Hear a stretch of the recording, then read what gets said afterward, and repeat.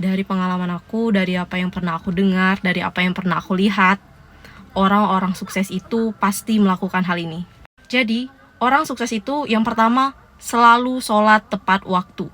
Jadi, ketika mereka dengar azan, mereka langsung ninggalin pekerjaan mereka dan langsung pergi ke tempat ibadah dan melaksanakan sholat. Jadi pengalaman aku dulu pada saat aku kuliah, waktu itu masih sekitar 2016, tahun 2016 aku masih kuliah. Jadi aku punya teman aku ini setiap azan dia tuh langsung bergerak untuk sholat. Terus dia ngajak aku nih, dia bilang, sholat yuk, udah azan nih. Terus aku bilang, nanti aja lah, kamu duluan gitu. Karena aku suka nunda-nunda dulu. Dan apa? Nilai semester dia jauh di atas aku. Dan ketika abis tamat kuliah, dia dapat beasiswa S2 dan aku nggak dapat.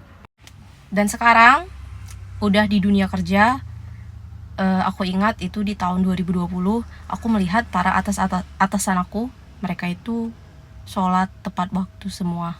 Ya atasan yang benar-benar sukses ya, bukan yang sok kaya ya. Memang kan di dunia kerja kita tahu yang mana orang itu yang benar-benar high quality gitu, yang benar-benar sukses. Jadi mereka itu tampilannya sederhana, mereka nggak sombong, nggak suka menyombongkan kekayaan mereka gitu, dan mereka juga low profile orang-orangnya.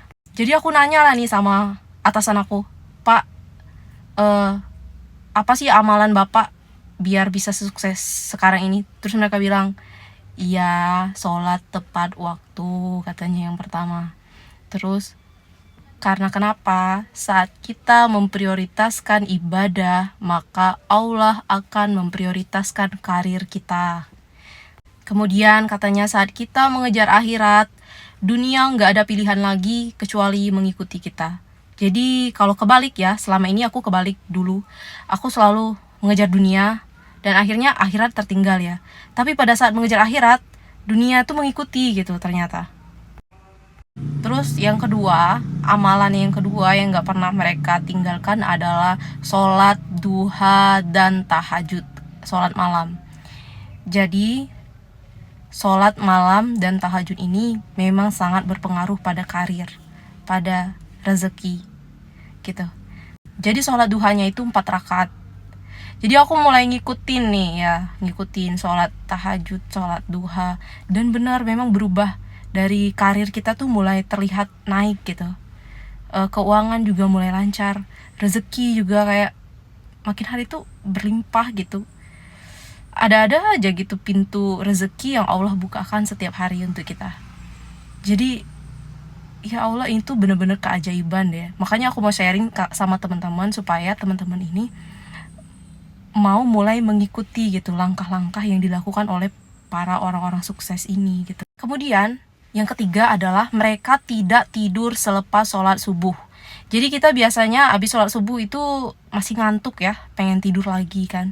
Nah biasanya kalau aku tidur lagi habis sholat subuh, biasanya aku akan kesiangan. Dan ke kantor biasanya datang telat gitu, terlambat, gara-gara tidur lagi habis subuh. Nah, sedangkan orang-orang sukses ini, mereka tidak tidur lagi habis sholat subuh. Biasanya habis sholat subuh, mereka itu ada yang meditasi, seperti yoga, ada yang jogging. Kalau perempuan biasanya nyiapin sarapan, pokoknya banyaklah aktivitas yang mereka lakukan sehabis sholat subuh. Jadi mereka nggak tidur lagi. Kemudian yang keempat, biasanya mereka, kalau punya keinginan, itu sebelum tidur, mereka melakukan teknik loa, yaitu memanifestasikan keinginan mereka, membayangkan apa yang mereka inginkan, lalu biasanya mereka berzikir. Zikirnya kayak gini, hasbunallah wa ni'mal nasir, yang doanya kayak gitu. Tapi kalau aku pakai yang sholawat sajaratun nukut. Jadi sholawat 400 kali sesudah sholat isya. Jadi sebelum tidur itu kita sholawat sambil ngebayangin apa yang kita inginkan, apa yang kita manifestasikan. Sholawatnya Allahumma sholli ala sayyidina Muhammad wa ala ali sayyidina Muhammad. 400 kali minimal. Boleh 1000 kali, tergantung kemampuan kalian. Yang kelima, ini yang paling powerful menurut aku. Baca surat Al-Waqiah di waktu maghrib atau subuh. Kalian boleh pilih, mau pilih waktu maghrib boleh, subuh boleh. Al-Waqiah. Mereka ini orang-orang sukses ini kan aku tanyain satu-satu nih. Jadi mereka ada yang baca Al-Waqiah, ada yang baca Yasin gitu. Jadi kalau aku ngikutin yang Al-Waqiah karena aku baca Yasin setiap malam Jumat aja mungkin. Kadang-kadang tapi yang Al-Waqiah ini nggak pernah tinggal. Selalu aku baca surat Al-Waqiah. Bener-bener powerful teman-teman Al-Waqiah itu. Kemudian aku mau nambahin nih. Ini versi aku ya. Versi aku adalah kalau yang 5 ini tadi tuh menurut orang-orang sukses yang aku tanyain satu-satu ini apa aja amalan mereka. Nah, kalau yang ke-6 ini aku yang nambahin, yaitu pada saat berdoa minta yang spesifik. Jangan yang umum. Kayak misalkan ya Allah minta bahagia di dunia dan di akhirat. Ya bagus doanya, memang itu bagus bahagia di dunia dan di akhirat. Tapi mintalah yang spesifik, kayak bahagianya tuh yang seperti apa. Misalkan ya Allah berikanlah aku nilai di semester ini IPK-nya misalkan berapa yang menurut kalian bakal bahagia.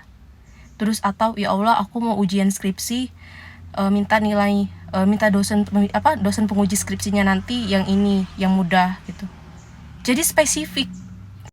Karena kalau general itu kita tuh meminta ke semesta, terus kadang semesta tuh gimana ya? Sama kayak kita berdoa kayak ya Allah berikanlah aku kesabaran dan kekuatan. Nah, Allah hadirkanlah masalah gitu.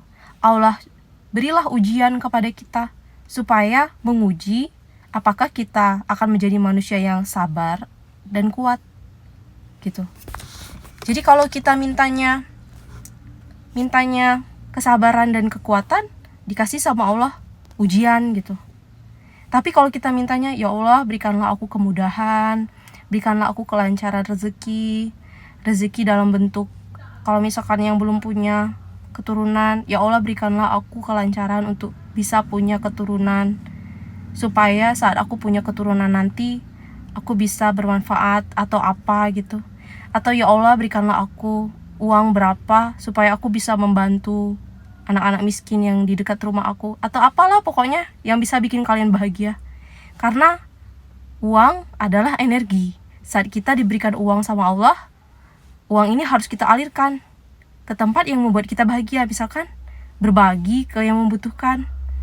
Tapi yang membuat kita bahagia ini kan banyak nih, seperti self reward, jalan-jalan, berbagi, membahagiakan orang tua, atau ya Allah berikanlah aku uang supaya aku bisa naikin haji kedua orang tuaku. Kan banyak gitu. Jadi teman-teman, menurut aku setiap doa aku nambahin doalah yang spesifik. Soalnya kakak aku itu dulu punya pengalaman, dia berdoa yang spesifik minta dapat suami yang seperti punya ibu juga, mertua gitu. Semoga dia dapat mertua yang baik gitu. Yang baiknya itu misalkan ternyata sesuai dengan doanya, dikabulkan sama Allah, dapat suami yang menafkahi sesuai dengan permintaan dia gitu. Pengen penghasilan suami sekian, terus mertuanya baiknya tuh yang kayak gimana, misalnya baik suka bantu secara finansial, misalkan banyak tuh. Baik menurut kita tuh kan beda-beda ya, baik menurut aku belum tentu baik menurut orang lain kan gitu. Jadi berdoalah yang spesifik, yang sesuai dengan kebutuhan kita saat ini gitu teman-teman. Jadi terkadang ya kita tuh pengen sukses, tapi nggak mau niru kebiasaan yang dilakukan oleh orang sukses. Jadi gimana kita bisa sukses gitu? Jadi kalau kita mau sukses, mau kaya, mau berkelimpahan, ya cobalah meniru apa yang orang-orang sukses ini lakukan gitu. Mulailah dan percaya gitu, yakin dan percaya. Aku memulainya dengan penuh kepercayaan gitu.